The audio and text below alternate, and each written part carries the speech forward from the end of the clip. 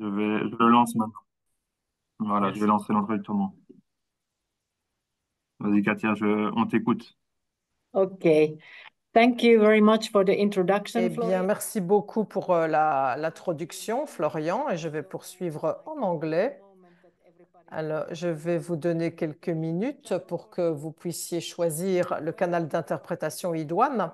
Bienvenue à ce webinaire. Je suis très heureuse de voir qu'il y a plus de 40 personnes qui sont présentes en ligne et cela montre que c'est un thème essentiel parce que nous savons qu'il est important de responsabiliser les jeunes et les femmes dans l'agriculture et dans les organisations paysannes. C'est vraiment une question essentielle et nous pensons que être inclusif, c'est important, non seulement parce que cela offre une égalité de chance aux personnes de participer, d'être actives, mais nous pensons également qu'écouter différents points de vue, différentes voix et différentes générations impliquées dans la vie des organisations paysannes et dans les processus décisionnels permet une plus grande réactivité, davantage d'innovation et cela aide également les organisations paysannes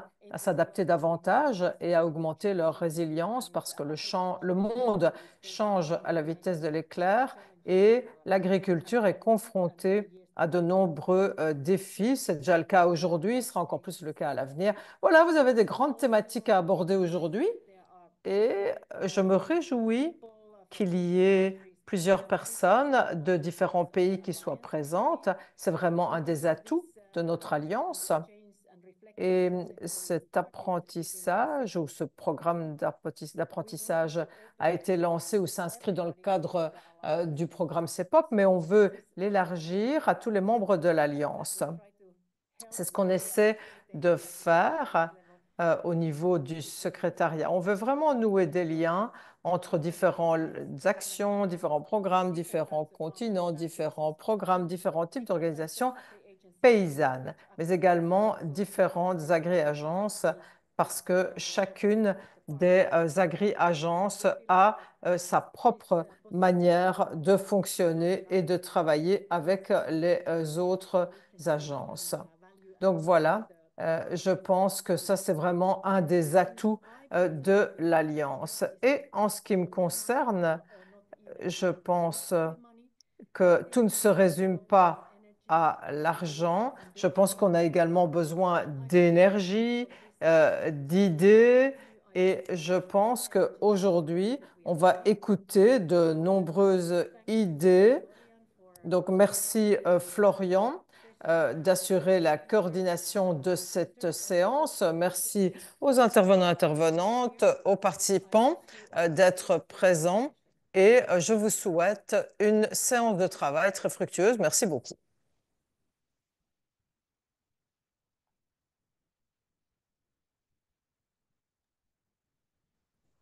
Merci beaucoup, Katia. Merci pour ce petit mot que tu as eu pour nous souhaiter à tous la bienvenue. Adeline, je te laisse la parole ici. Adeline qui va assurer la modération du webinaire. Bonjour à tous, donc je m'appelle Adeline Lhomme, chargée de projet à FERT. Donc effectivement aujourd'hui nous allons échanger autour de la formation leader paysan pour favoriser la prise de responsabilité dans les OP des hommes et des jeunes et des femmes. Et donc particulièrement, nous aurons deux intervenants pour cette présentation autour de trois questions. Pourquoi accompagner particulièrement les jeunes et les femmes dans la prise de responsabilité? Comment prendre en compte les besoins spécifiques des jeunes et des femmes? Et quels constats et leçons apprises donc suite aux formations leaders paysans qu'ils ont pu mettre en œuvre sur le terrain. Alors, Voilà. Donc, pour CETOP, donc c'est la Confédération togolaise des organisations de producteurs.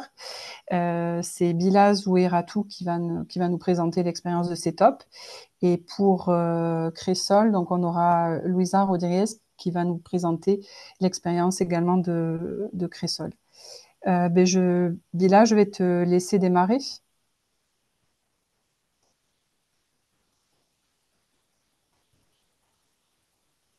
D'accord. Merci beaucoup, Adeline. Bonjour à toutes et à tous. Moi, c'est Bilal Zoueratou. Je suis en charge de la formation à la CETOP. La CETOP qui est la coordination togolaise des organisations paysannes et de producteurs agricoles. Alors, je vais vous présenter l'accompagnement des femmes et des jeunes dans la prise de responsabilité à travers la formation des leaders paysans. On peut y aller, Anne. Alors, il faut rappeler que la CETOP est la coordination togolaise des organisations paysannes et de producteurs agricoles qui a 21 fêtières membres. Et nous avons des fêtières qui sont positionnées et filières et nous avons des fêtières qui sont territoriales et nous avons des fêtières qui sont thématiques, notamment le réseau des jeunes et le réseau des femmes. En termes de producteurs, nous avons 555 000 membres, dont 30% de femmes et 40% de jeunes. Alors, pour l'atteinte de ces objectifs, la CETOP s'est dotée d'un plan stratégique composé de 4 axes. Nous avons tout ce qui est leadership, les services économiques, le renforcement de la gouvernance et le genre et résilience.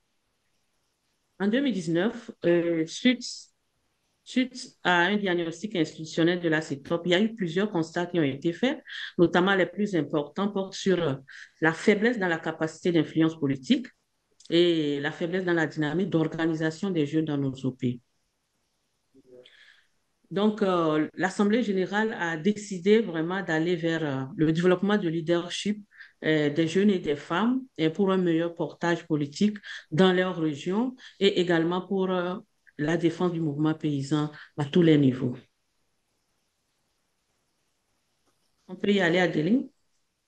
Peut-être, Florian, je vais te laisser la même parce que ça, j'arrive.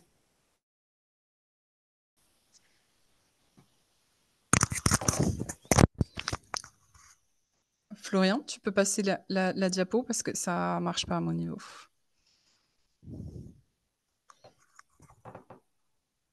Alors, merci beaucoup. Et quel est l'objectif? On va sur, voilà. Quel est l'objectif de la formation des leaders paysans? De façon générale, il faut dire que c'est de renforcer les capacités stratégiques de plaidoyer et d'influence des responsables des organisations paysannes. Alors, pour les jeunes, c'est de préparer progressivement leur relève dans les OP et pour les femmes, c'est de leur permettre une meilleure représentativité et la défense de leurs intérêts. Donc, c'est dans cette dynamique-là que la CETOP a décidé d'aller vers une formation dédiée aux jeunes et aux femmes. Suivant. Merci.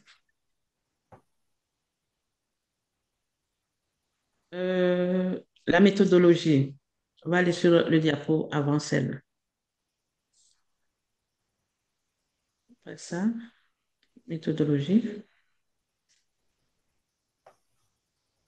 Voilà, c'est bon. Nous avons, par rapport à cette formation, adopté une méthodologie en plusieurs phases. Donc, nous sommes allés d'abord sur l'identification des besoins de formation qui a été fait en 3 niveaux. Au niveau interne, fait par nos élus, et nous sommes allés au niveau régional, comme le projet touche 3 pays au niveau de l'Afrique de l'Ouest et l'Europa dans la mise en œuvre. L'Europa, qui est le réseau est-africain des organisations paysannes. Et après, des grandes orientations ont été données au niveau régional. Nous sommes revenus en interne au niveau pays pour contextualiser ces modules-là. Par module, quelles sont les thématiques importantes à prendre en compte en lien avec notre cible? Après, nous sommes allés à la mise en place des comités pouvoir gérer ce parcours de formation. Donc, nous avons mis en place le comité pédagogique qui s'occupe de tout ce qui est orientation pédagogique, qui est présidé par notre vice-présidente du conseil d'administration de la CETOP, en plus de quelques élus et des structures publiques et privées qui s'occupent de la formation.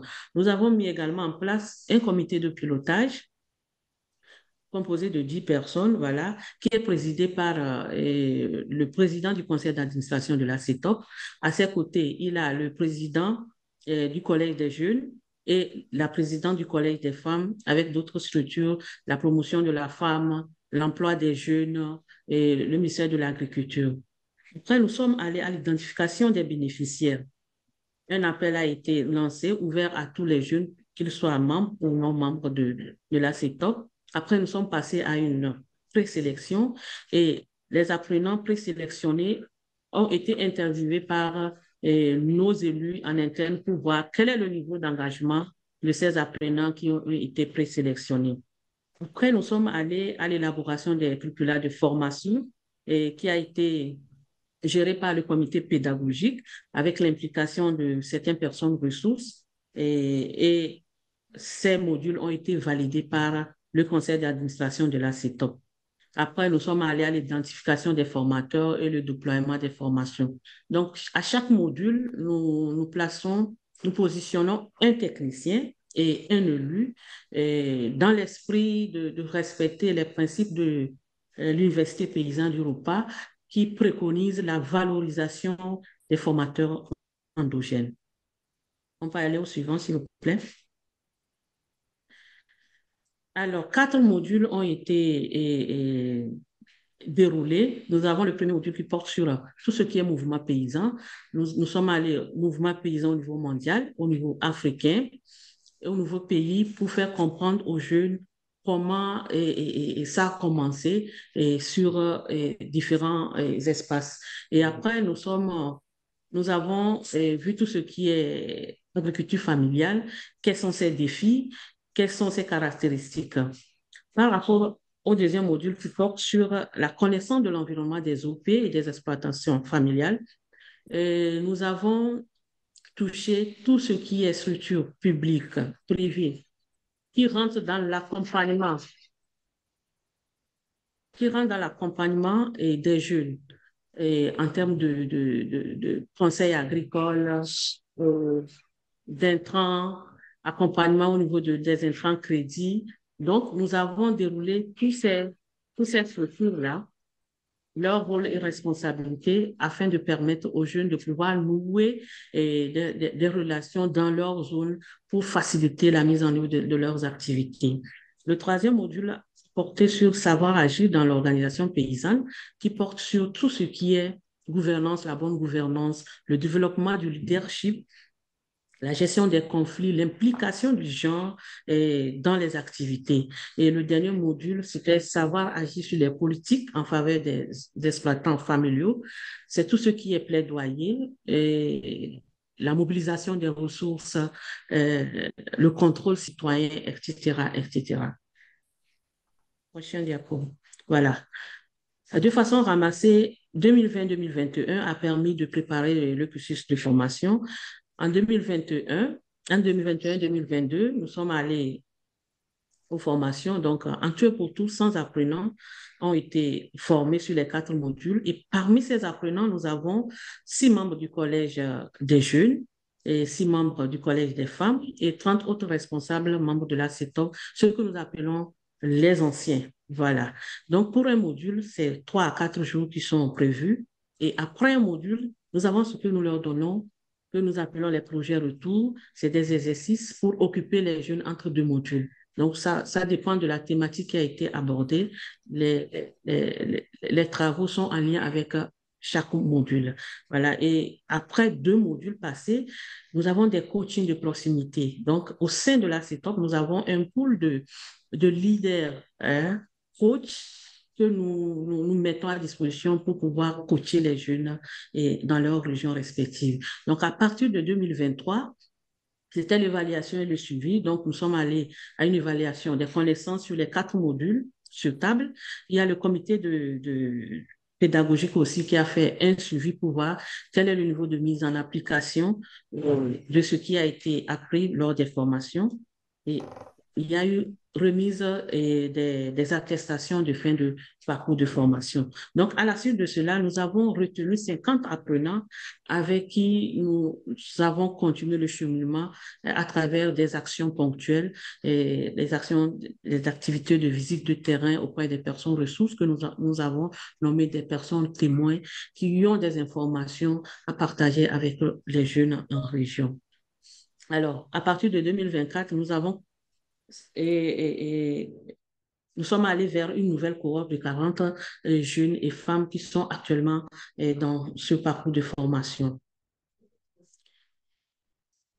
Voilà. Quels sont les résultats obtenus par rapport à cette formation? Il faut dire qu'au niveau de la CETOP, aujourd'hui, la CETOP dispose d'un pool de jeunes et de femmes capables de défendre leurs intérêts en région à travers différentes actions de plaidoyer selon les thématiques. Il faut dire aussi que aujourd'hui, nos représentations au niveau régional que nous appelons les COPA, les coordinations régionales des organisations de producteurs en région, sont renforcées grâce à ces jeunes et femmes qui ont été suffisamment renforcées pour mieux gérer nos représentations au niveau régional. Aujourd'hui également, ces jeunes et femmes renforcées, formées, sont reconnues par les partenaires en région et qui travaillent beaucoup avec eux, qui les impliquent dans des activités dans chaque région. Et aujourd'hui également, la CETOP n'a plus de difficultés à se faire représenter que ce soit au niveau national ou régional ou international, par ces jeunes ou ces femmes qui auparavant n'étaient pas vraiment possible. Et puis, il faut dire également qu'il y a de nouvelles adhésions dans notre réseau de jeunes, parce que pour l'identification des bénéficiaires, on ne s'est pas limité à nos membres seuls. L'identification des bénéficiaires était ouverte à tous. Donc, aujourd'hui, il y a de nouvelles adhésions. Parce qu'au réseau des jeunes, on adhère individuellement et on adhère en tant qu'OP. Désolée, il y a des travaux à côté, donc c'est ça qui perturbe un peu. Et au niveau de l'OP, il faut dire que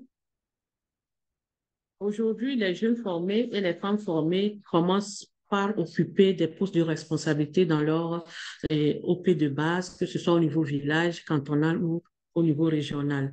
Donc, on peut noter une trentaine de jeunes aujourd'hui qui occupent des postes de responsabilité à divers niveaux dans leur région.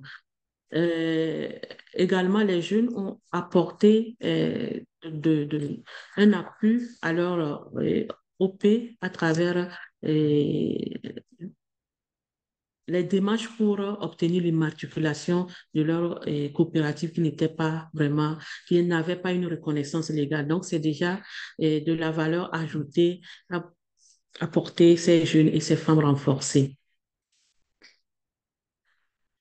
Les principales difficultés par rapport à cette formation, il faut noter que il y a de l'abandon de certains apprenants, et ce qui est lié peut-être par rapport au mariage, surtout au niveau des jeunes filles. Et les jeunes garçons vont à côté l'exode rural dans les pays voisins pour chercher le mieux-être. Voilà.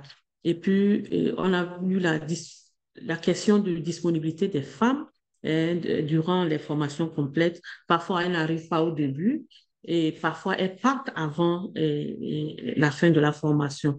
C'était des difficultés que nous avons pu rencontrer.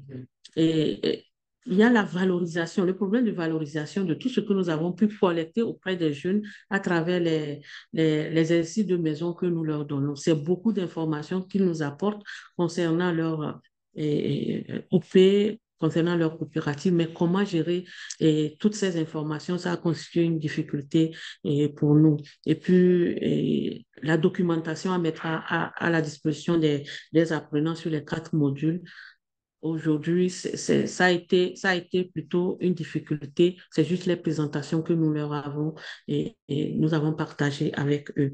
Donc, il faut dire de façon générale que les jeunes sont plus susceptibles de quitter leur localité pour aller chercher le meilleur être.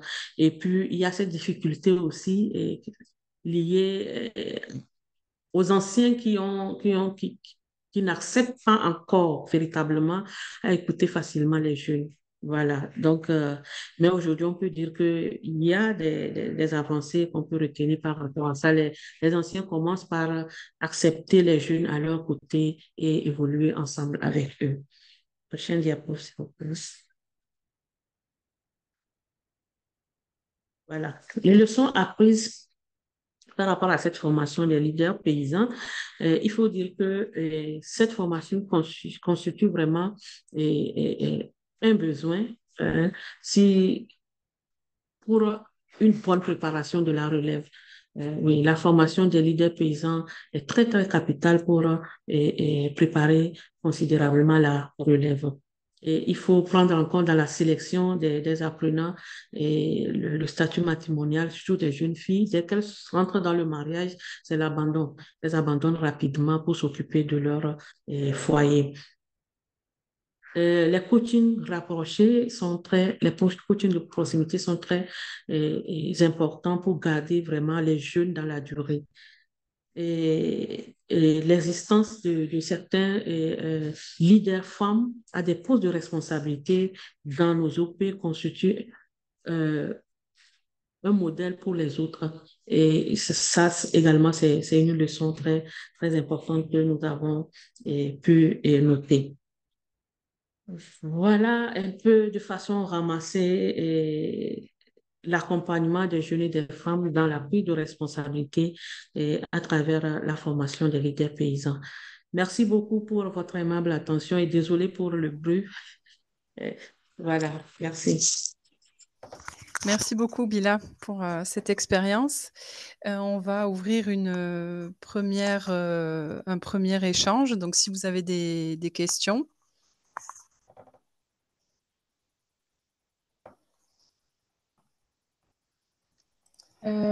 Bonjour Bila, on peut poser des questions? Oui, alors pour faciliter la modération, si vous pouvez lever la main, mais je pense que vous êtes la première à poser les questions, donc allez-y. Mais sinon, pour la suite, oui, c'est plus simple de lever la main. Il y a Eric qui a la main levée. Bon, je lève la main. Bonjour Bila. Je m'appelle Eline Cassou et je travaille en Colombie aussi sur les questions d'intégration des femmes et des jeunes dans les... Tu m'entends bien? Oui. Ok. Dans les coopératives et organisations de producteurs agricoles. Et aujourd'hui, on est en train de développer des indicateurs qui puissent nous permettre de mesurer les impacts de nos actions. Je voulais savoir si vous aviez développé des indicateurs et voilà, si peut-être tu pourrais nous partager un peu les indicateurs que vous avez développés si vous en aviez développé. Peut-être je vais prendre 3 questions et puis Voilà. Bila, je te laisserai répondre. On va prendre aussi une question de Eric. Merci beaucoup, merci Bila.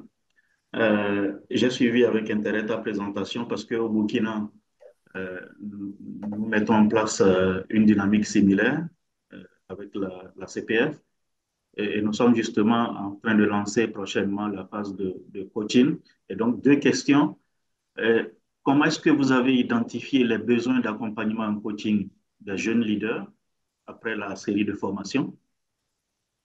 Et la deuxième question en lien avec ce que vient de poser tout à l'heure Eline, est-ce que vous avez mis en place des outils qui vous permettent d'évaluer l'impact de tout le processus au niveau des jeunes bénéficiaires? Si oui, est-ce que vous pouvez partager avec nous ces outils-là en fait? Merci, Bila. Alors, je vois une autre question de Moumini en Guinée. Ok, tu peux parler?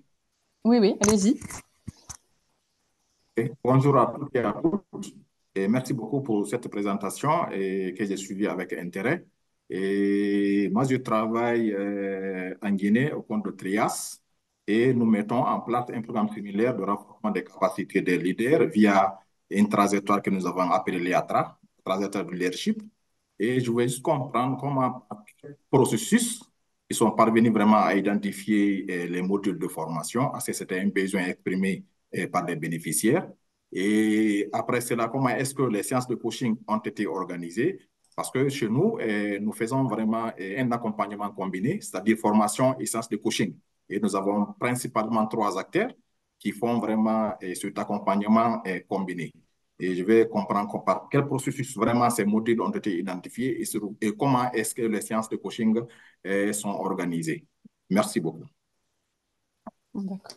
Et merci à vous pour ces questions. Donc, Bilal, je pense qu'il y a deux grandes thématiques. Donc, savoir mieux comment sont identifiés les besoins en coaching et puis comment sont organisées ces séances, comment le lien entre la formation et le coaching est organisé. Et ensuite, une question plus sur les impacts, comment évaluer les impacts. Donc, sachant, si tu peux répondre rapidement, mais sachant qu'on aura un prochain webinaire aussi qui sera vraiment plus spécifiquement sur ces questions d'évaluer et de suivre de faire un suivi post-formation et d'évaluer l'impact. On aura un webinaire spécifiquement sur ce sujet. Bila, je te laisse répondre aux questions. D'accord. OK, merci beaucoup pour toutes ces questions. Je vais commencer par le bas.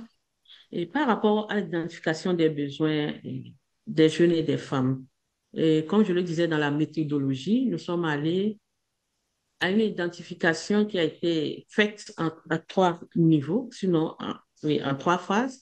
Premièrement, les 21 fêtières membres, les responsables des 21 fêtières membres de la CETOP ont été responsabilisés dans leur OP de remonter les besoins. Donc, il y a eu un travail interne à chaque responsable d'OP membre de la CETOP. Et après ce travail, ce premier niveau, nous sommes allés à une réflexion interne au niveau de la CETOP avec les 21 représentants de membres de la CETOP pour voir quels sont les besoins qui ont été exprimés à chaque niveau et on a priorisé ces besoins avec eux et ensemble, nous avons retenu un certain nombre de besoins.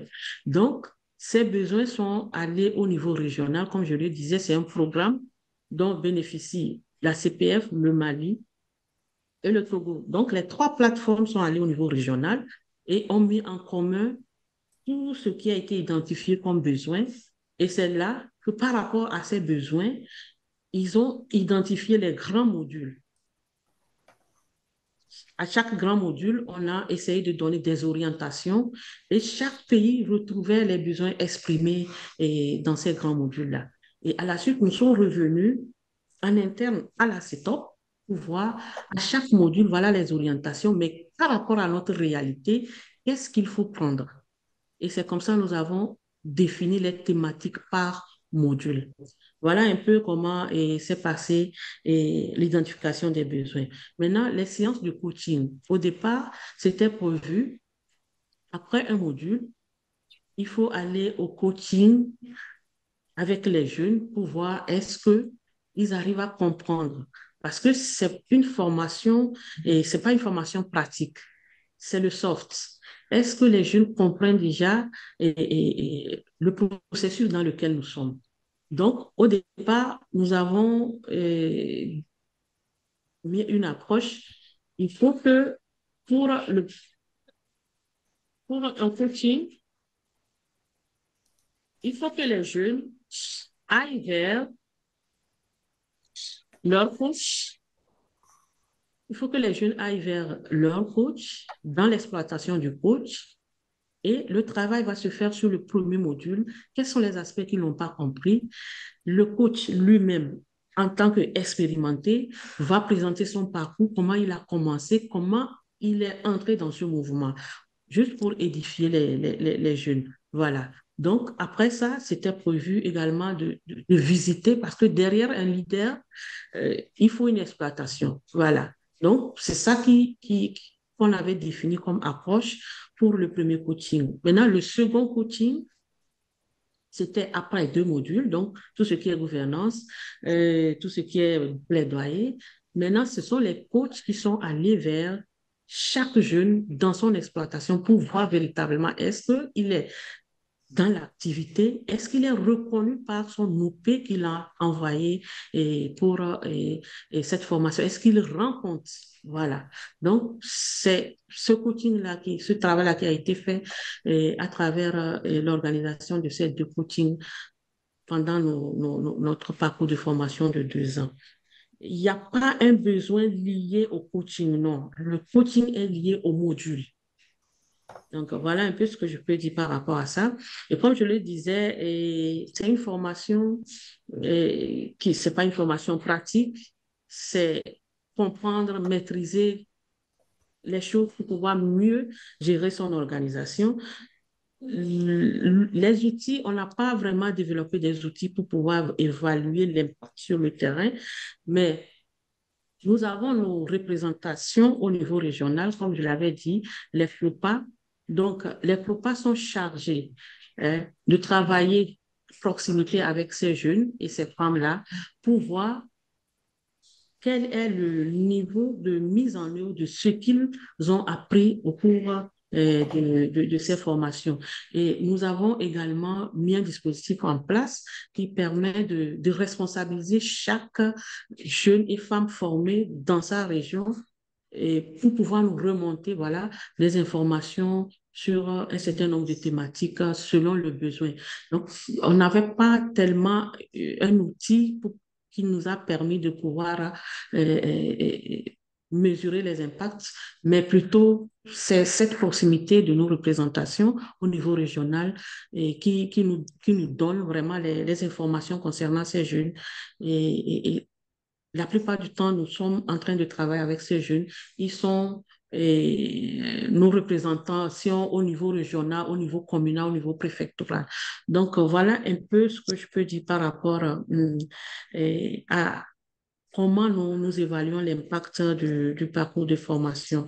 Et pour des activités de ces jeunes en région, il faut dire qu'ils sont toujours en train de rendre compte aux responsables des repas en région, s'il s'agit d'une AG ou, oui, voilà, une AG, ils invitent toujours nos représentants au niveau régional pour les assister. Voilà. Et puis pour les besoins ponctuels liés à leur activité ou à leur poste de responsabilité dans leur OP, ils font toujours appel à nos représentants au niveau régional pour mieux les suivre. Donc, voilà un peu ce que je peux dire par rapport à l'évaluation des impacts de ce parcours de formation. Et nous, en ce qui concerne l'identification des besoins de coaching, je crois que je l'ai déjà effleuré. Il n'y a pas un besoin lié au coaching, mais plutôt les coachings organisés sont liés à nos modules déroulés avec les jeunes. Donc, D'accord. voilà un peu Merci Bila pour ces réponses. J'ai juste 2 dernières questions et puis et après, je pense qu'on va passer à la présentation de Chrysol. Donc, une question de Reed. Adeline, tu permets? Oui. C'était prévu un témoignage juste de 2 minutes d'un jeune qui a suivi ce parcours de formation. Je ne sais pas si vous avez occulté cette partie ou ça fait partie un petit jour de notre programme. D'accord. Bon, bah alors on va laisser la place au témoignage d'abord. Monsieur Anomé, si vous êtes en ligne, ouais, il est en ligne. Oui, docteur, je suis en ligne. Je peux aller? Je peux aller? Me recevez? Oui, très bien, très bien. D'accord. Bonsoir à tout le monde. Je suis Anomé Kossi Théodore. Je suis jeune producteur agricole, membre du REGEPAT, Réseau des jeunes producteurs professionnels agricoles du Togo, qui est effectivement membre de la CETOP. Je voudrais dire que j'ai eu l'opportunité pour participer à la formation des leaders paysans que Madame Biera vient de présenter. Avant tout propos, je tiens vraiment à vous remercier pour cette opportunité qui nous a été donnée d'apprendre euh, ce qui nous a été beaucoup bénéfique. Peut-être les 2 minutes de témoignage que j'ai, je vais, je vais articuler sur mon expérience. Je sais que nous sommes beaucoup dans le parcours qui avaient bien profité de cette formation et qui agit aujourd'hui dans nos OP en termes de gouvernance et en termes de collaboration avec les organisations qui sont dans l'environnement paysan. Donc, en termes de euh, gestion d'équipe, je crois que la formation en leadership qui nous a été donnée nous a beaucoup aidé. Je le dis, commençant déjà par mon exploitation, j'ai appris beaucoup de choses dans ce parcours qui m'a permis d'améliorer le travail et la collaboration que j'entretiens avec mes collaborateurs sur mon exploitation, aussi bien que dans ma coopérative de base, il y a eu beaucoup d'améliorations.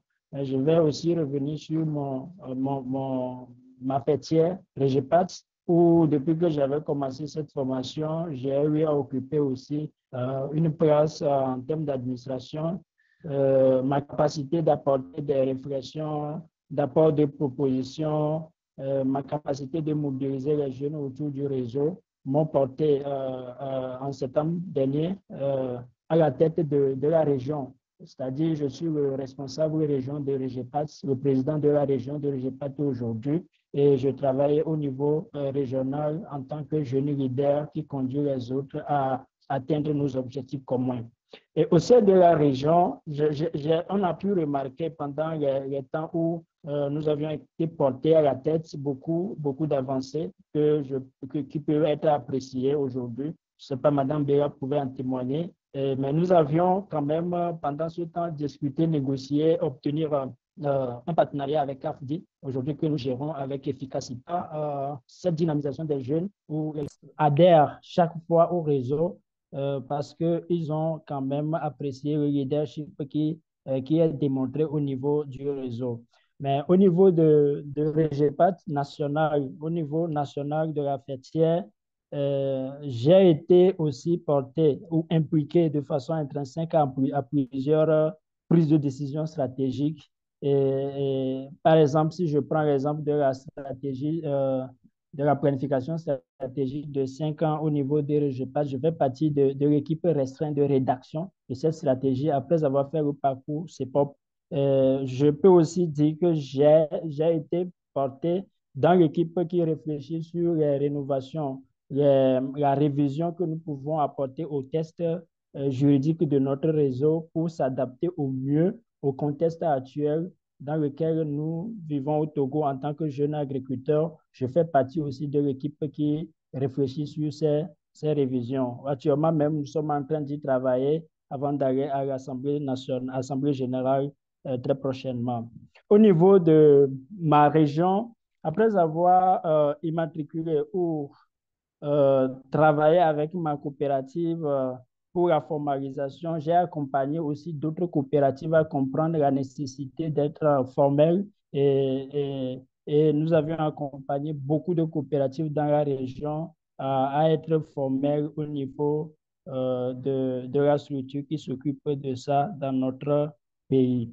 Je voudrais aussi aborder le renforcement de la confiance en soi que j'ai eu à bénéficier au cours de cette formation qui est démontré plus dans ma capacité de prendre la parole en public, de participer à des réunions, des experts même au niveau du pays et à donner mon point de vue en toute liberté. Avant la formation, à vrai dire, je n'arrive pas à intervenir dans des réunions. J'ai un pays, mais maintenant, je crois que j'ai développé cette capacité de donner mon point de vue en toute liberté, qui est d'ailleurs apprécié. J'avais fait une intervention dans la région l'autre fois où le coordonnateur pays d'un programme, à la fin, m'a abordé et m'a beaucoup encouragé. Et il a même relayé au niveau national les interventions qui ont été faites dans ma région. Je crois que c'est la formation qui m'a quand même donné ces capacités, ces habiletés de pouvoir influencer dans ces genres, dans ces cadres de décision, dans ces cadre d'orientation, de consultation. Aujourd'hui, j'ai une parfaite maîtrise des politiques agricoles, des projets producteurs. Je crois que la formation nous a poussé à être en contact avec toutes ces personnes pour apprendre mieux de ce qui se fait dans ce pays. Moi, on dit peut-être que c'est une formation en leadership, mais je pense que c'est euh, fondamentalement une compétence que nous devons développer en tant que jeunes agriculteurs pour pouvoir améliorer notre travail. Moi, ça agit même sur les rendements que j'ai au niveau de mon exploitation. Aujourd'hui, j'ai une vision claire de mon exploitation. Mais avant la formation, on travaillait dans le champ sans vision, mais je crois que la formation m'a beaucoup aidé. Ce qui me pousse aussi même à postuler à tout ce qui concerne une formation en leadership. Je n'hésite pas à postuler à ce genre d'opportunités pour avoir ces compétences améliorées et agir au mieux au sein de mon organisation paysanne. Je vais m'arrêter là. Merci beaucoup. Peut-être que j'ai pas dépassé un peu le temps. Excusez-moi si c'est le cas. Merci beaucoup. Bonjour. Merci beaucoup pour ce témoignage très intéressant. Je pense qu'il y aura pas mal de questions aussi dans les débats. Je sais qu'il y a quelques participants qui ont posé aussi des questions dans le chat. Donc, on verra pour y répondre plutôt en fin dans les débats pour laisser aussi un petit peu le temps sur la deuxième présentation. Mais encore merci à Kossi Théodore pour son témoignage. Merci. Donc, je vais laisser, je pense, Louisa de Cressol pour la prochaine présentation. Si tu veux partager ton écran.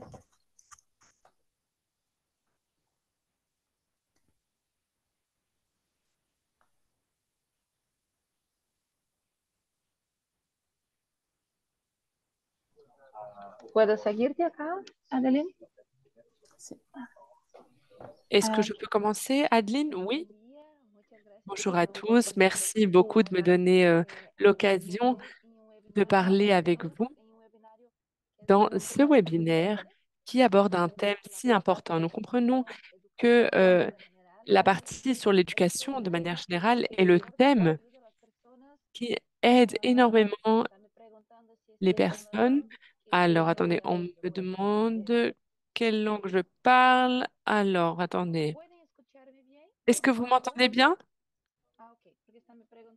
Ok, parce que on me demande quelque chose à propos de la langue dans laquelle je parle. Alors, comme je disais, ici, nous comprenons que le thème de l'éducation est un sujet qui apporte les changements les plus grands, en fait, dans la vie des personnes qui sont concernées et qui sont connectées avec les projets de coopération.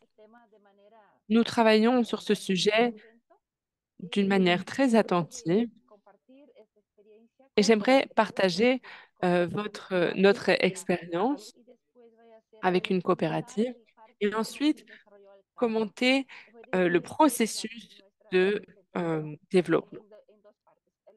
Donc, notre présentation aura deux parties. Premièrement, en tant qu'agri-agence, nous organisons le travail depuis le Brésil, depuis la période de la pandémie.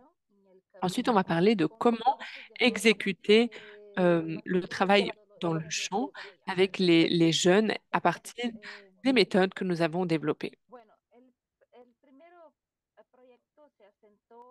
Le premier projet en Équateur, vous le voyez ici. Alors, il faut dire que nos organisations sont dans des régions hautement rurales avec un facteur bas de participation de jeunes et de femmes et avec un accès faible au crédit financier. C'est pourquoi les coopératives qui font partie de ce projet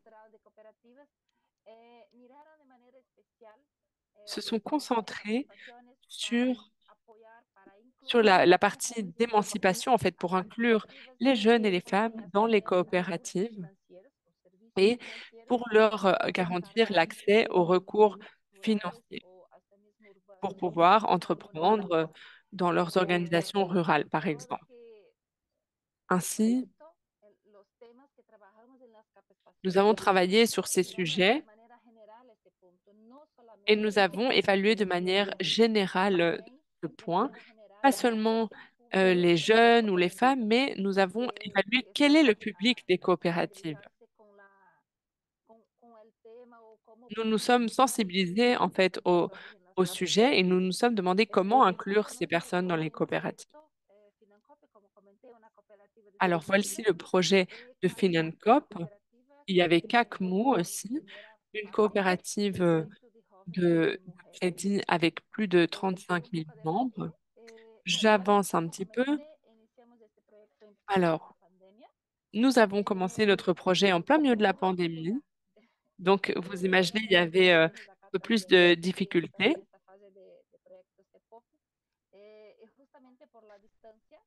Et justement,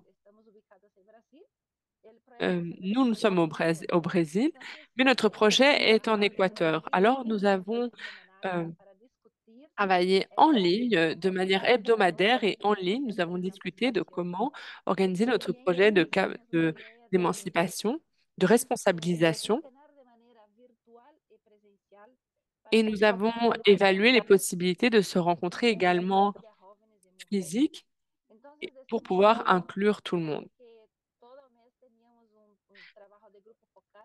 Ainsi, chaque mois, nous organisions un travail de groupe avec des femmes et des jeunes pour discuter des points qui devraient recevoir un programme de responsabilisation.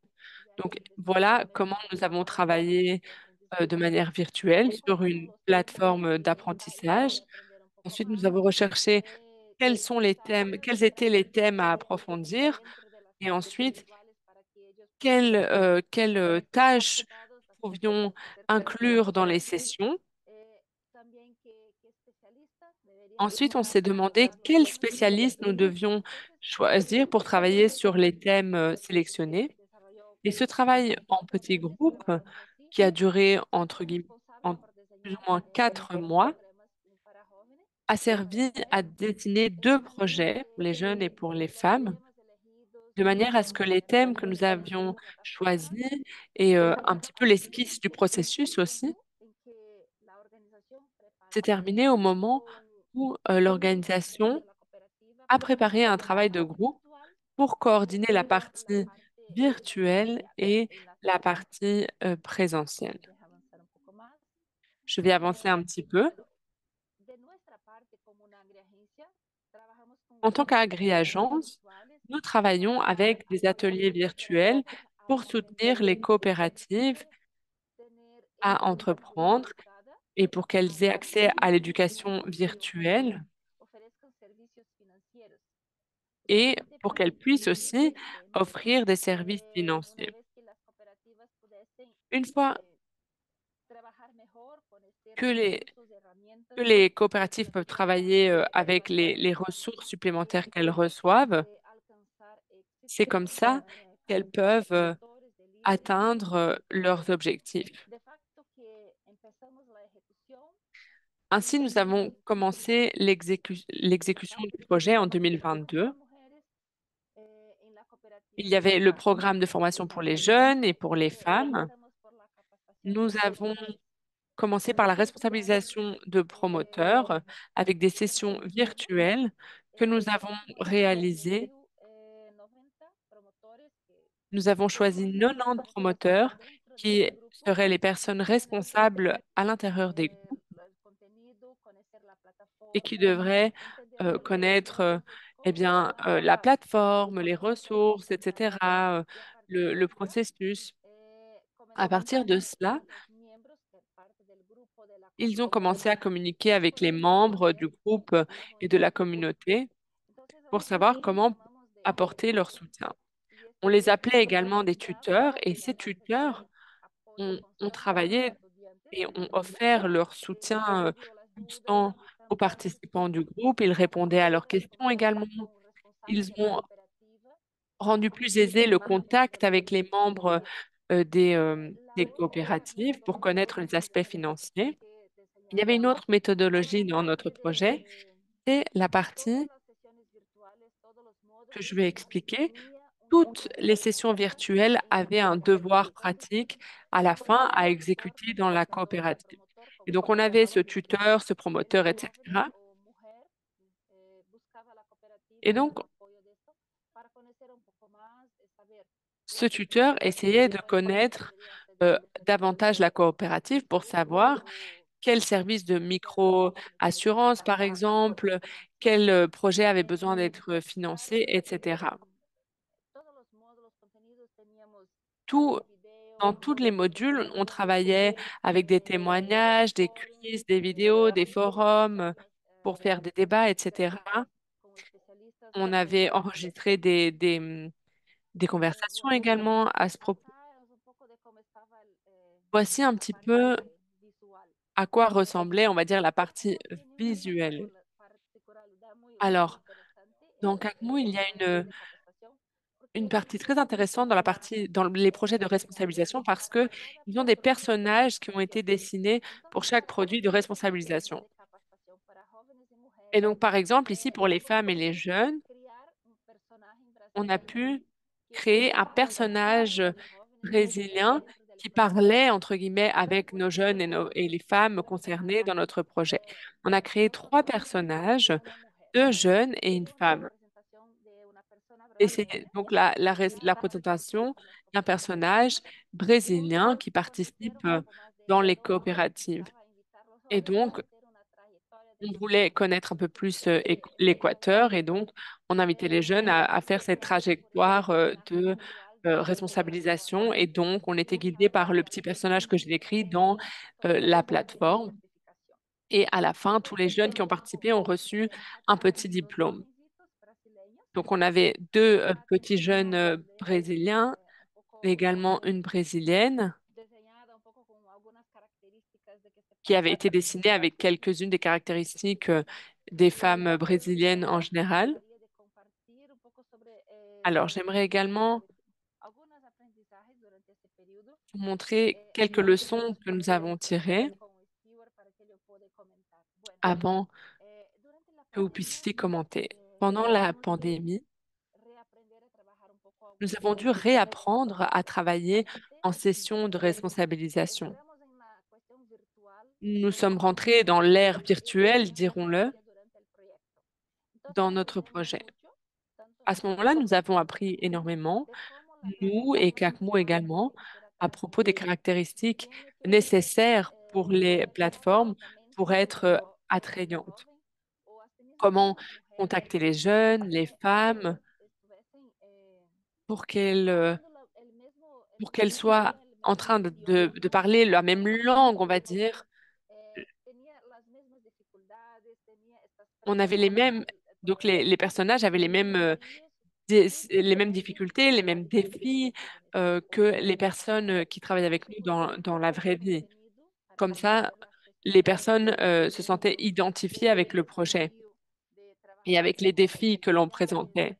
Le travail avec les réseaux sociaux, par exemple, le développement durable, etc. Et donc, cette personnage virtuel avait une situation problématique dans sa vie qu'elle partageait avec les femmes et les jeunes qui participaient à ce projet. Et c'était donc une forme de dialogue et une manière de travailler et d'apprendre ensemble.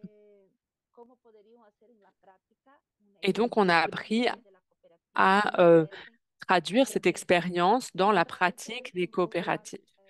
Donc voilà l'une des leçons que nous avons tirées de notre projet. Donc comment transmettre notre méthode de responsabilisation dans nos sessions virtuelles. Et donc, est-ce qu'on peut partager l'écran pour voir la présentation, pour pouvoir commenter donc la jonction virtuelle et présentielle. Buenos días.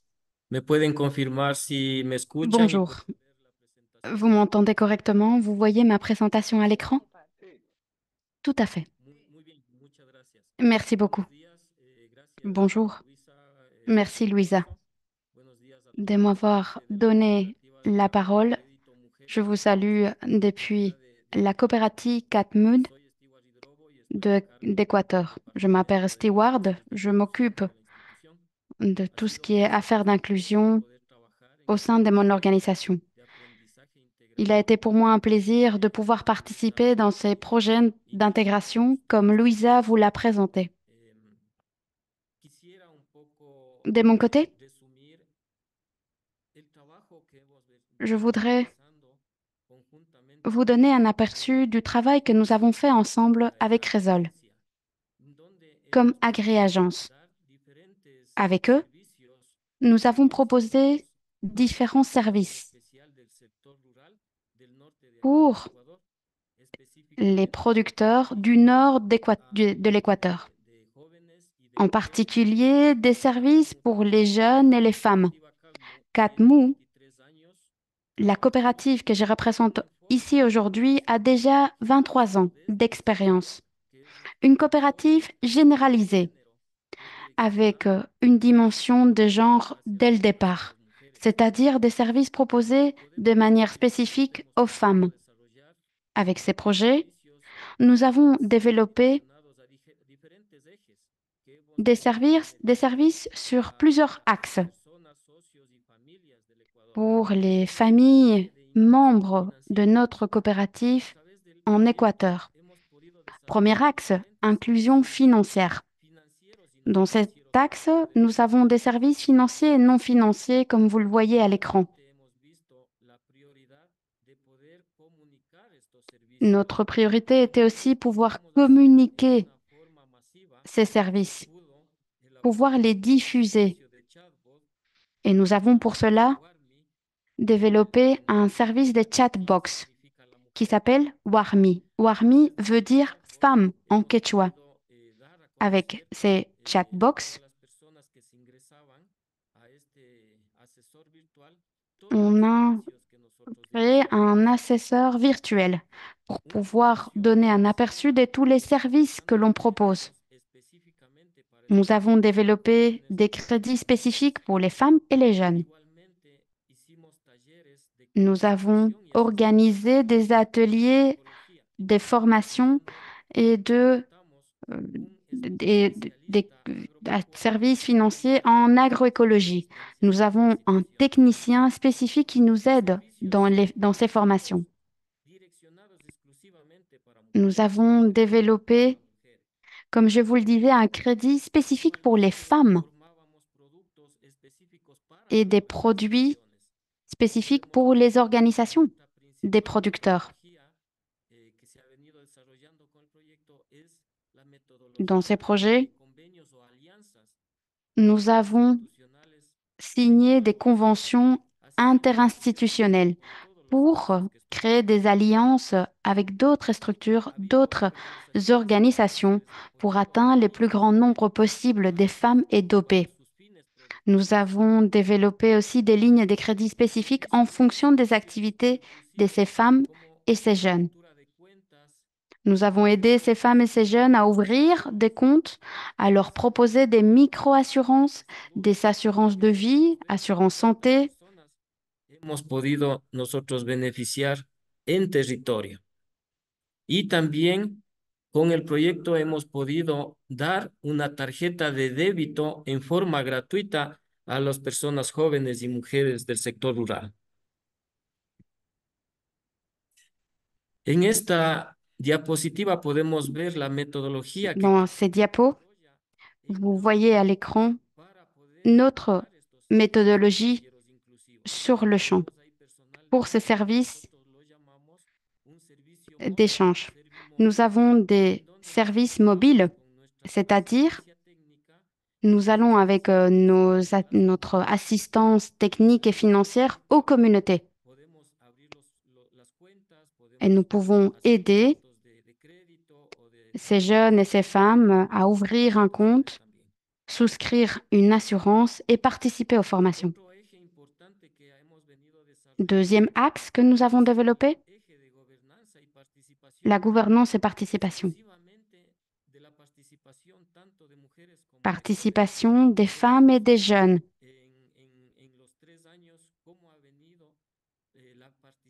Depuis 3 ans, la participation des femmes et des jeunes aux organes de gouvernance a évolué de manière positive. Vous le voyez qu'en 2021, dans les organes de gouvernance et de participation, il y avait 7 femmes chez nous et 6 jeunes. Nous essayons dans tous nos organes qu'il y ait une participation particulière des femmes et des jeunes. Vous voyez à l'écran la remise des diplômes. Vous voyez à l'écran la présidente des CATMU, membres du conseil de surveillance, qui ont participé à notre projet de formation, avec la participation et le soutien de Financop. Troisième axe. L'axe peut-être le plus intéressant aujourd'hui, la formation et l'éducation. Nous avons mis sur pied 2 programmes depuis 2020. Des programmes virtuels de leadership pour les jeunes et pour les femmes. Avec la méthodologie que Louisa a expliquée. D'abord, nous faisons une formation de formateurs. Ces formateurs vont aller dans les communautés pour identifier les apprenants, les participants, pour pouvoir inclure des femmes et des jeunes en ville et à la campagne, avec des organisations des producteurs dans le monde rural et en ville. Nous avons collaboré avec des centres d'éducation secondaire, des écoles primaires et des universités, avec une méthodologie particulière par niveau. Notre programme de formation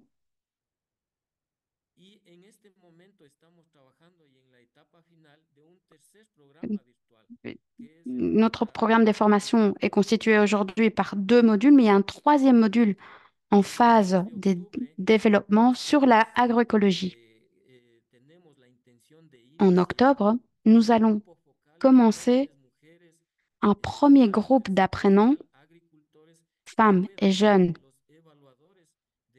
dans le monde rural, qui puissent donner une première évaluation, un premier feedback sur ce module d'agroécologie, de manière qu'au mois de novembre, on puisse diffuser ces programmes à grande échelle. À l'écran, vous voyez des exemples sur la formation présentielle et à distance. Au départ, on essaye d'avoir des grands cours avec beaucoup de participants pour que ces participants puissent utiliser la plateforme, avoir accès à nos modules de formation et savoir comment on va évaluer ces connaissances acquises pendant les modules.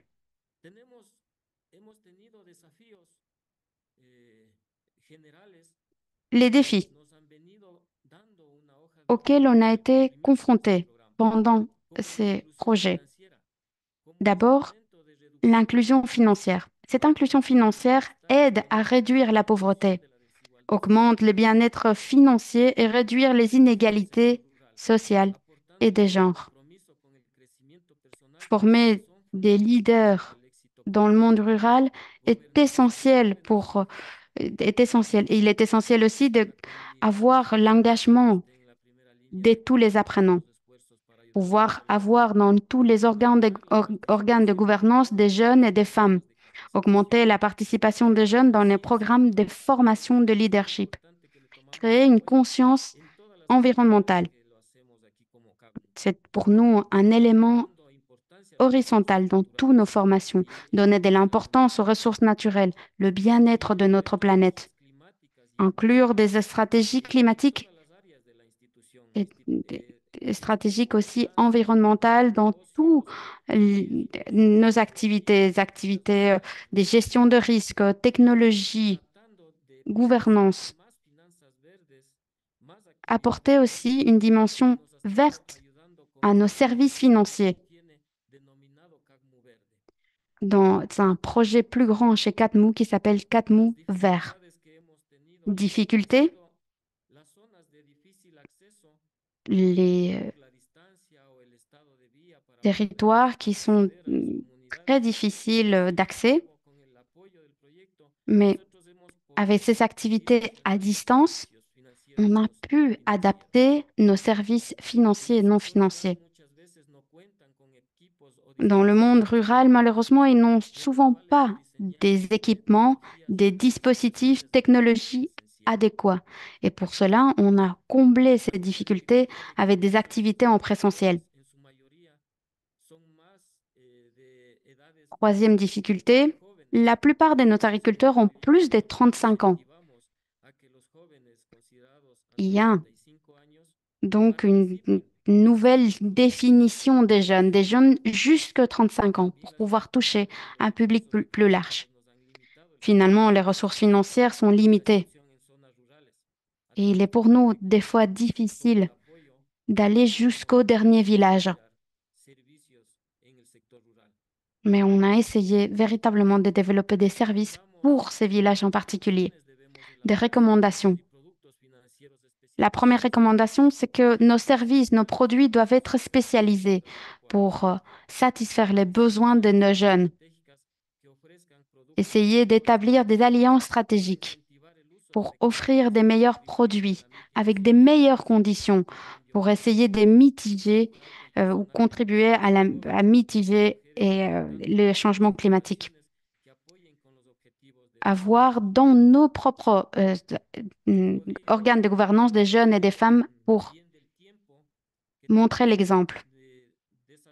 J'espère ne pas avoir monopolisé de trop le temps de parole. J'ai voulu vous montrer la méthodologie que nous avons développée grâce aussi à Cresol et grâce aussi à l'agence AFD. Je termine, mais j'ai des témoignages véritables, réels, de tous ceux qui ont participé à nos services, produits, formations. Nous avons avec nous une femme qui appartient à une organisation de plus de 300 familles. Je voudrais qu'elle prenne la parole. Merci Chiriboga est présidente de l'organisation de producteurs des Kininde. Merci, vous avez la parole. Je vous entends très bien, merci. Je ne sais pas si vous m'entendez. Nous vous entendons très bien.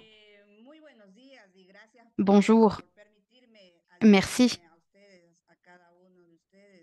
Merci de m'avoir donné la parole pour pouvoir vous apporter mon témoignage. Je m'appelle Merci, je viens de Kinine, Équateur. Je travaille avec cette coopérative pour des services d'ordre général. Nous avons souscrit un deuxième crédit avec la coopérative qui nous a énormément aidés. Nous avons participé au programme des formations que Stewart a présenté.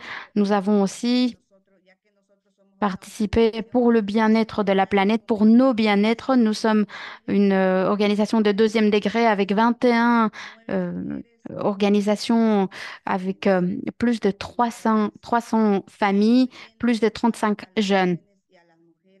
Nous avons essayé de donner la voix aux femmes et jeunes.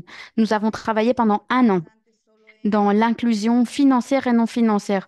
Au départ, il y avait dans les organes de gouvernance que des hommes, que des adultes. Il y a de plus en plus de jeunes qui travaillent dans les réseaux de production et qui ont plus de poids dans nos organisations. C'est aussi une méthodologie que nous appliquons chez nous, dans nos familles. Nous essayons de préparer nos jeunes pour qu'ils soient quelqu'un de bien à l'avenir. Mais ces jeunes sont déjà quelqu'un aujourd'hui. Sans eux, nous n'avons personne pour reprendre le flambeau plus tard. Nous travaillons avec Catmou, avec la coopérative pour pour l'organisation des formations. C'est chez eux que nous pouvons ouvrir un compte bancaire, avoir des microcrédits et des microassurances.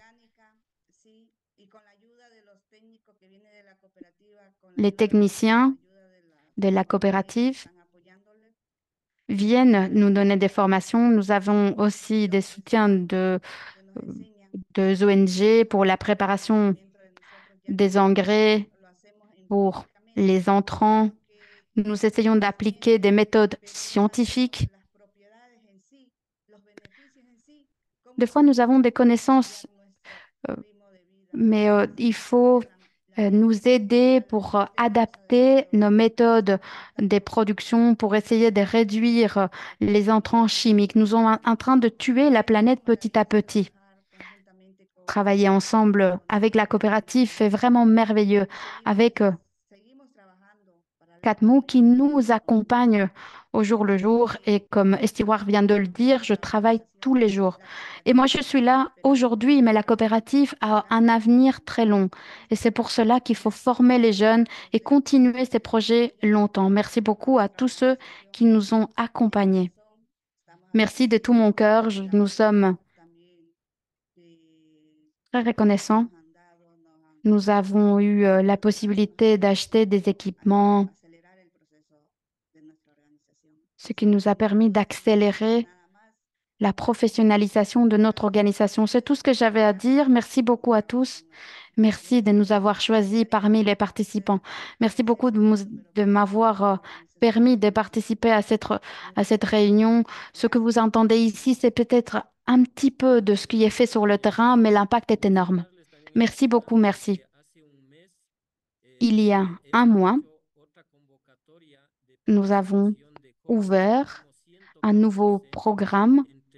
Nous avons sélectionné 114 jeunes jusqu'à 35 ans, hommes et femmes, pour entamer un nouveau processus de formation de leadership.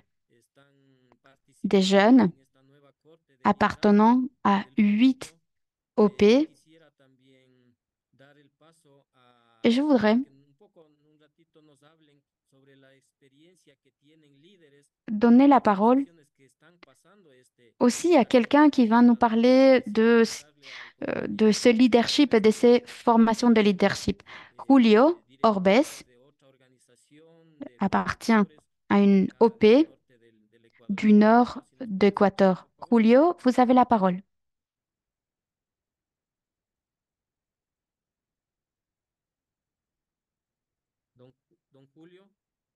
Julio? Carlos Mendoza peut peut-être nous aider. Excusez-moi, je vous remercie beaucoup pour ces présentations, mais malheureusement, je vois le temps qui file. Stuart, lo siento, pero estoy viendo el tiempo que está... Buen día. Stewart, malheureusement, le temps nous échappe. Sí. Si podemos escuchar rápidamente su testimonio para después dejar Rapidement, s'il vous plaît, parce qu'il nous faut un peu du temps pour des questions-réponses. Bonjour, Carlos Mendoza de la province d'Esmeralda au nord du Équateur. Nous sommes une organisation de producteurs de cacao bio. Merci beaucoup à Stewart, merci beaucoup à Louisa, merci beaucoup à Diego, notre technicien. Nous avons eu accès au crédit pour nous, pour les producteurs.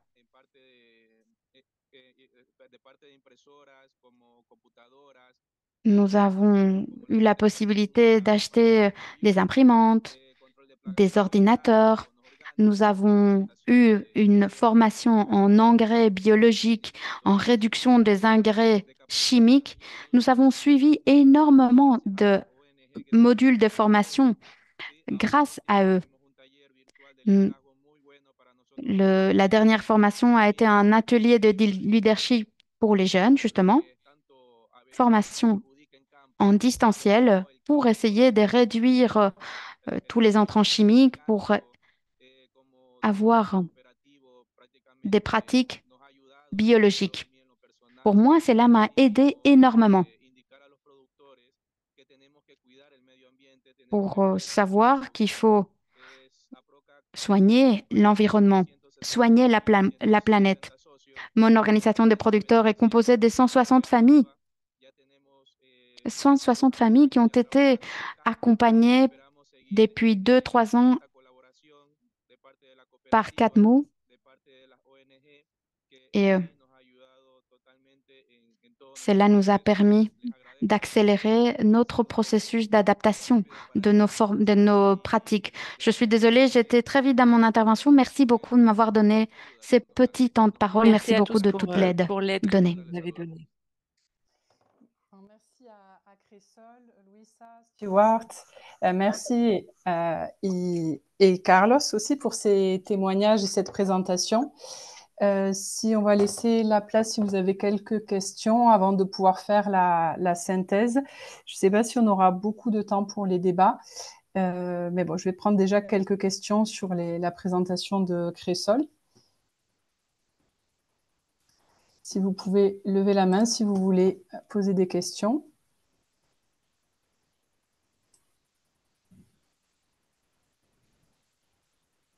Je ne vois pas de main levée pour l'instant. Bon, peut-être en attendant,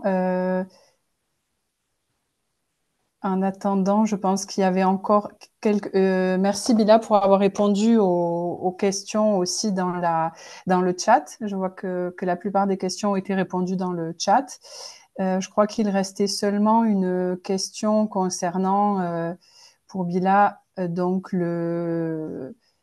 en ce qui concerne s'il y a des contraintes spécifiques au niveau des femmes pour la participation à la formation en raison de la charge familiale et s'il y a des outils spécifiques aussi pour la diffusion en milieu paysan. Donc peut-être, Vila, si tu peux répondre à cette question. Et en attendant, n'hésitez pas à lever la main pour des questions concernant la présentation de Cresol ou bien à poser vos questions directement dans le chat.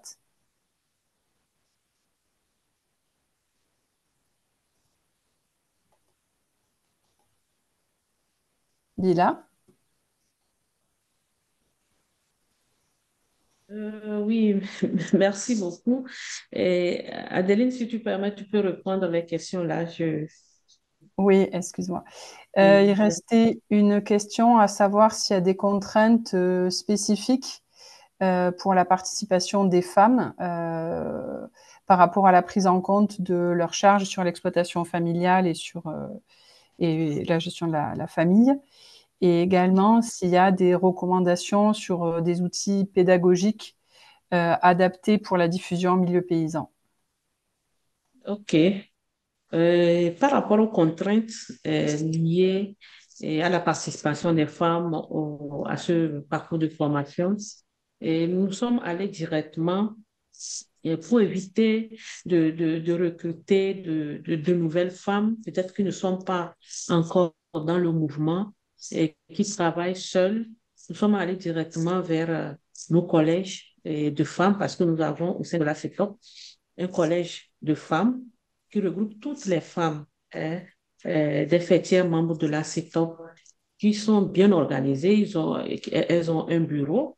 Donc, c'est les premiers responsables de ces bureaux au niveau de chaque région, au niveau national, qui ont été impliqués dans ce parcours de formation pour éviter les problèmes liés au refus de leur époux. Mais néanmoins, déjà, par rapport aux difficultés liées à leur statut de mère, pour gérer la famille, pour gérer son foyer, parfois, les femmes ne sont pas présentes au démarrage des formations. Parfois, elles partent avant la fin de la formation. Voilà un peu la façon dont nous nous sommes pris pour pouvoir contourner peu les difficultés liées à leur présence aux formations. Et puis les femmes, il faut le dire, la gestion de leur exploitation, elles le font en groupe. Dans une OP, par exemple, les femmes font l'entraide, voilà, dans leur exploitation, que ce soit pour le semis ou pour la récolte.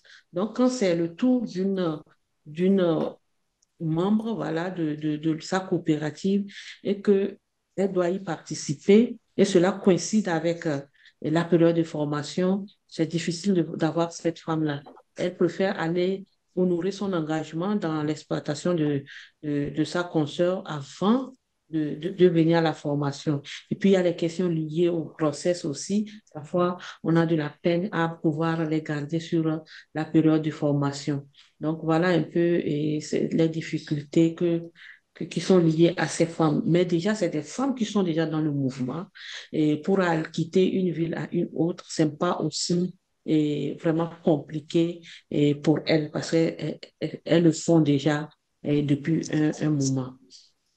Quels sont les supports pédagogiques Peut-être, Bila, comme je vois pareil, le temps qui file, si vous avez des liens vers des supports pédagogiques ou si tu peux répondre directement dans le chat. On avait une dernière question, je pense, de Victoria Elisabeth Mayancela de CACMU, pour CACMU. Peut-être, Victoria, si je te laisse la parole vraiment juste quelques minutes pour qu'on puisse faire la synthèse et clôturer. Victoria?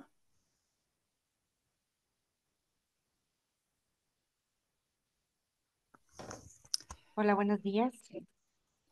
¿Me escuchan? Bonjour, est-ce que vous m'entendez? Oui. Yo escribí si es que es posible de compartir la presentación que acaban de hacer de la CAGNU. Moi, je me suis demandé si c'était possible de partager la présentation avec nous parce que nous travaillons également avec des femmes et des jeunes et cela me paraît très, très intéressant et j'aimerais connaître davantage le contenu et pour pouvoir ensuite nous réunir avec les responsables de CACMU et parler davantage de ce sujet. Oui, bien sûr.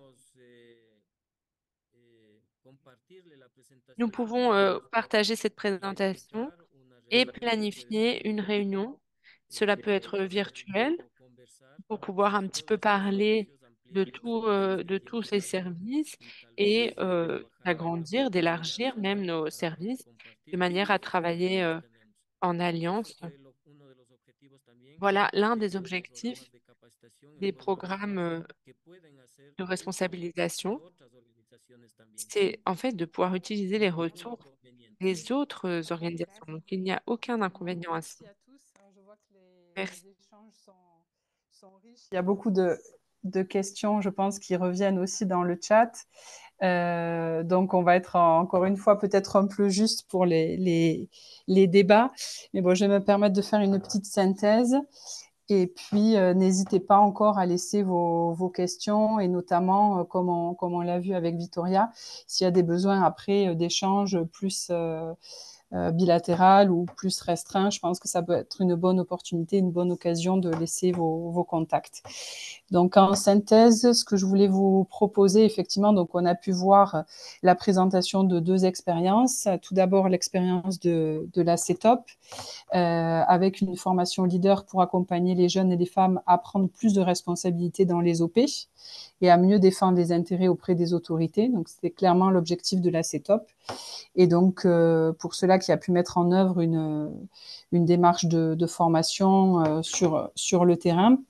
Ensuite, on a vu également une présentation de Cressol, où l'objectif, c'est de pouvoir former des leaders, des jeunes leaders, hommes et femmes, pour faciliter l'accès au crédit dans les organisations de producteurs partenaires, dans les coopératives de crédit partenaires, donc avec la spécificité d'avoir recours à une formation virtuelle, mais également un relais auprès des coopératives de crédit pour pouvoir aussi faire cet accompagnement des jeunes leaders formés. Dans les fondamentaux en commun, on retrouve des fondamentaux qu'on avait abordés lors du premier webinaire sur la formation leader paysanne, à savoir l'importance d'avoir une gouvernance paysanne avec des administrateurs qui représentent les intérêts des jeunes et des femmes. Donc, comme le cas de la CETOP avec une organisation par collège de femmes et de jeunes, ou également les exemples des coopératives CACMU et Financop, avec aussi donc des membres administrateurs, jeunes et femmes, pour pouvoir représenter bien ces intérêts au sein des coopératives. Également, l'importance de pouvoir bien identifier, on en a parlé dans les 2 expériences, de pouvoir bien identifier les besoins de formation, spécifiquement pour les jeunes et les femmes. Dans la formation, de pouvoir favoriser les échanges entre pairs. On l'a vu par rapport notamment aux exemples qui ont été expliqués de coaching, mais aussi de tutorat ou de promoteur, donc dans le cas de Cressol. Donc aussi cette formation par l'exemple en montrant des différents profils de leaders femmes et jeunes pour pouvoir inspirer les autres, les plus jeunes. Également l'importance d'un suivi et d'un accompagnement, d'une évaluation tout au cours de la formation, mais aussi en post-formation pour suivre également le parcours de ces jeunes et pouvoir les accompagner tout le long de leur parcours. Sur les enjeux de formation sur les femmes et les jeunes. Sur les jeunes spécifiquement, on voit qu'au sein des différentes OP partenaires, il y a l'importance de pouvoir assurer la relève, que c'est une préoccupation pour beaucoup d'organisations de producteurs, mais aussi d'assurer une meilleure défense des intérêts des jeunes et des femmes, de pouvoir faire entendre leur voix et donc pour ça de pouvoir mieux connaître justement les problématiques qui se posent et de pouvoir aussi assurer un meilleur accès aux ressources puisqu'on voit que bien souvent les jeunes et les femmes ont plus de difficultés à la fois sur l'accès au crédit, on l'a bien vu avec la présentation de Cressol, mais également sur l'accès au foncier ou sur l'accès à d'autres types de ressources. Donc, je pense que c'est la fin de notre webinaire. Je vais laisser la parole du coup à Florian pour pouvoir clôturer cette séance. Et je vous remercie à tous pour votre participation et à tous les intervenants, également aux témoignages qui ont été très intéressants et très riches. Donc, merci à tous. Merci beaucoup, Adeline. Alors, très, très rapidement, nous, personnellement, c'est des choses qui nous donnent envie de continuer. On voit qu'il y a eu plus de 60 personnes à un moment donné à ce webinaire. On sent que c'est des thématiques qui plaisent énormément. Il y a eu énormément d'échanges, beaucoup de questions qui ont été posées. Voilà, même dans le chat, des numéros, des adresses qui se sont échangées. Donc, c'est vraiment ce qu'on voulait au niveau de l'Alliance, c'est qu'il y ait ce partage avec tout le monde, ce partage d'expérience, etc. J'aimerais remercier plus particulièrement les intervenants, donc Louisa, Bila, aussi Estibar, et remercier également donc, toutes les personnes qui ont eu l'occasion de témoigner aussi.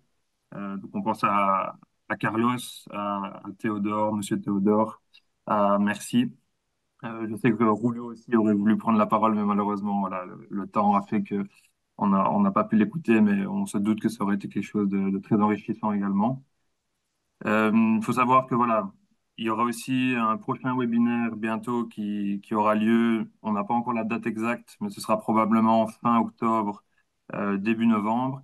Et il fera un peu suite au premier webinaire qu'on a eu sur comment construire une formation, enfin, pardon, comment construire des formations leaders efficaces euh, avec les OP. Et donc, voilà, ce sera un peu le même principe, mais il y aura d'autres types d'intervenants, il y aura d'autres échanges possibles et sur une durée normalement un peu plus longue, donc on pourra un peu plus échanger encore une fois. Il y a aussi un questionnaire de satisfaction, comme vous pouvez voir. Donc, je vous invite tous à prendre votre téléphone et à scanner le QR code.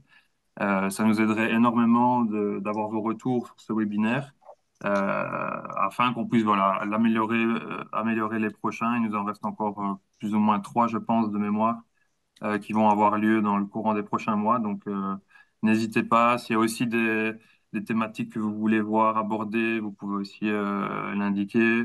Si également des gens sont intéressés à rejoindre les groupes de travaux, de capitalisation, vous pouvez toujours me contacter moi ou Adeline via nos adresses email. Et voilà. Et je vous demanderai peut-être avant qu'on se quitte et avant que vous ayez bien sûr rempli le questionnaire de satisfaction, ce serait que tout le monde puisse ouvrir sa caméra et qu'on puisse faire ensemble une petite photo de famille qu'on va partager sur, euh, sur nos réseaux sociaux.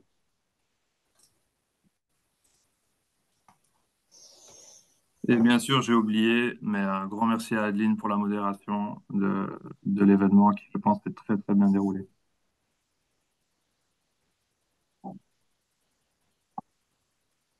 Alors, hop,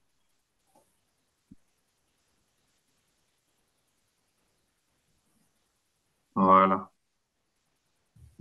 un premier. Et on va en faire un, si vous voulez bien, avec un pouce. On peut me montrer son pouce. Voilà, merci beaucoup.